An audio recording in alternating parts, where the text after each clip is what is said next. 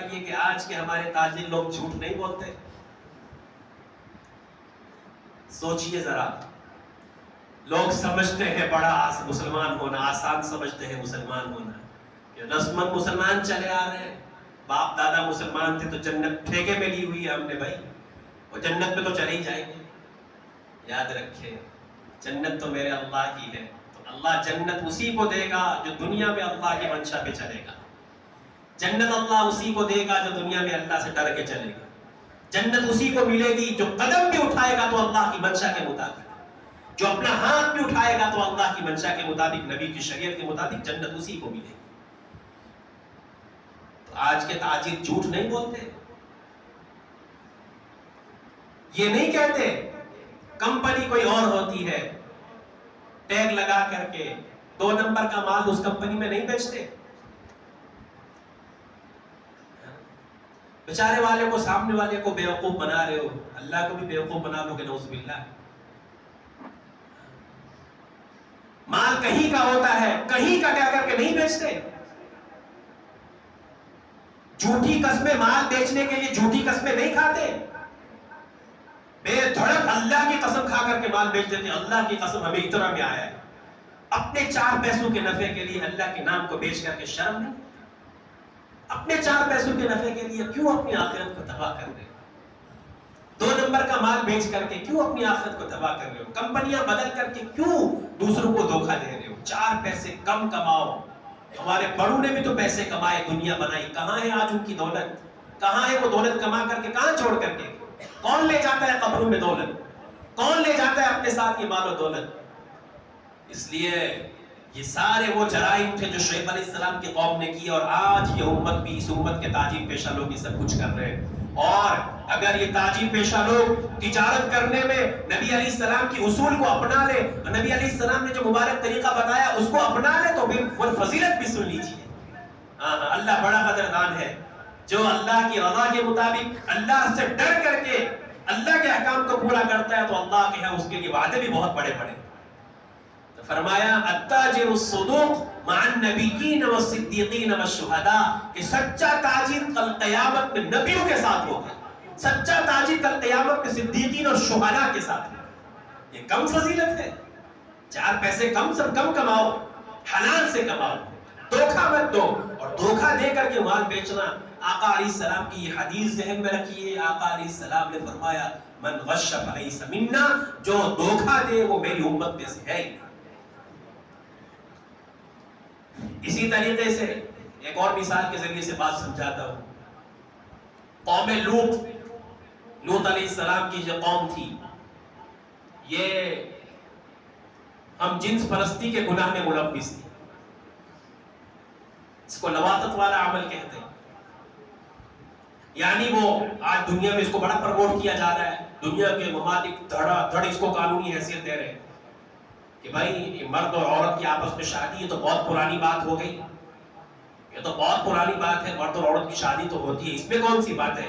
ہم ماڈرن دور کے لوگ، ہم جدید تعلیم یافتہ مہذب کہلانے والے لوگ، اپنے آپ کو بہت زیادہ ماڈرن کہلانے والے لوگ کہتے ہیں کہ نہیں، وہ کوئی زمانہ تھا، اب تو مرد اور مرد سے شادی کرے، اپنی خواہشات پوری کرے، اس کو قانونی حیثیت دی جانی چاہیے۔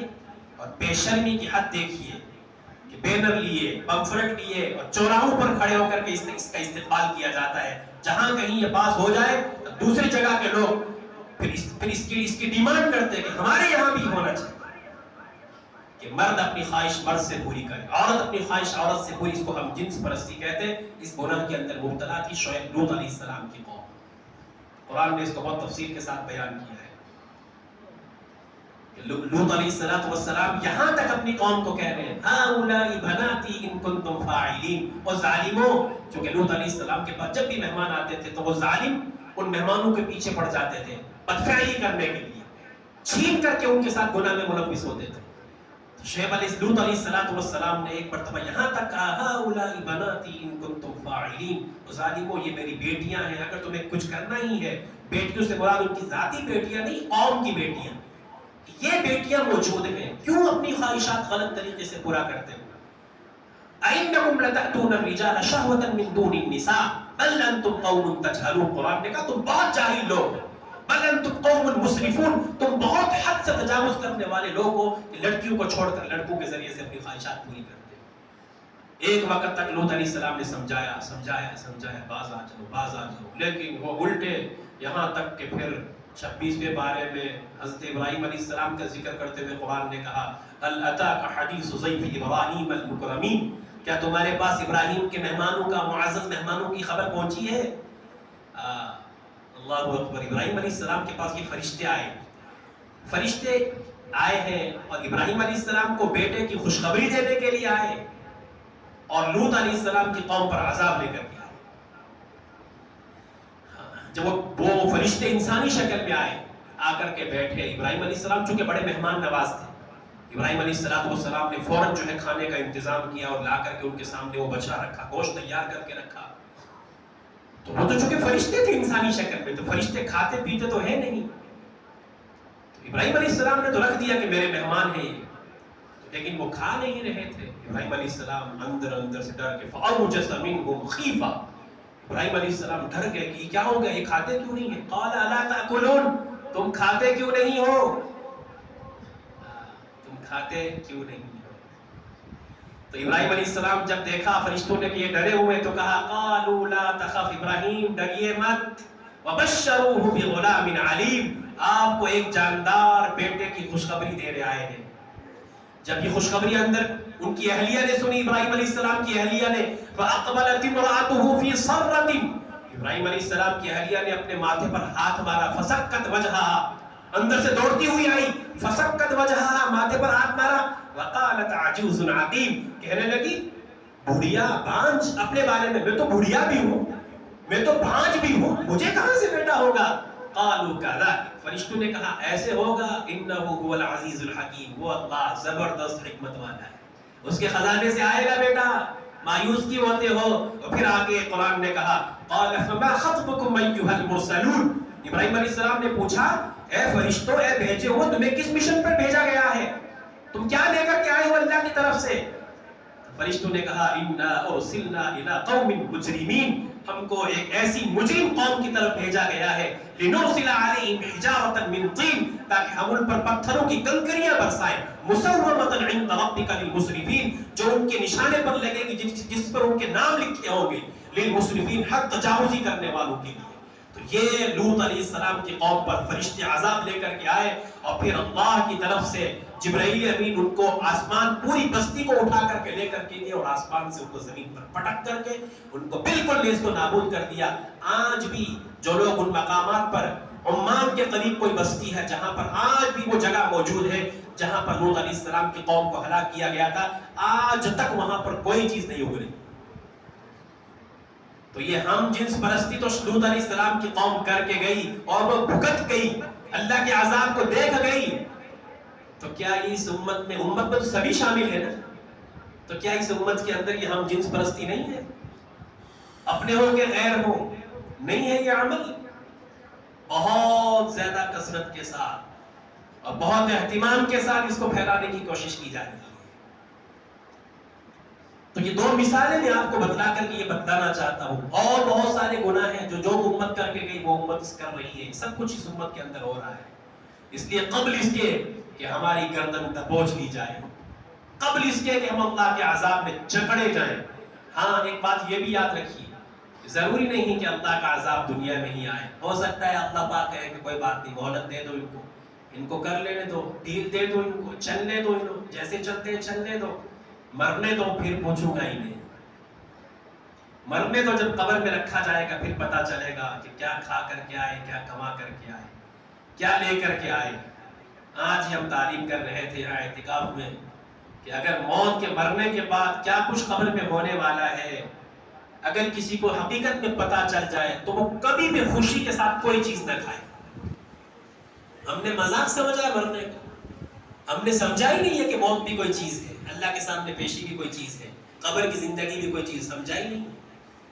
قبل اس کے کہ ہم مر جائیں اور اس کے بعد پھر ہمیں عقل آئے، وہ عقل بھی کسی کام کی ہونی نہیں ہے، اس سے پہلے جیتے جی اللہ کے حضور توبہ کر، جیتے جی اللہ کا واسطہ دے کر کے کہتا ہوں اپنے آپ سے بھی، نبی علیہ السلام کے وفادار امتی بن جائیں، اللہ کے ڈر اور اللہ کی محبت کو سینے میں لے کر جینے کا عہد کیجیے. غفلت کی زندگی سے بچا لیجیے اپنے آپ کو.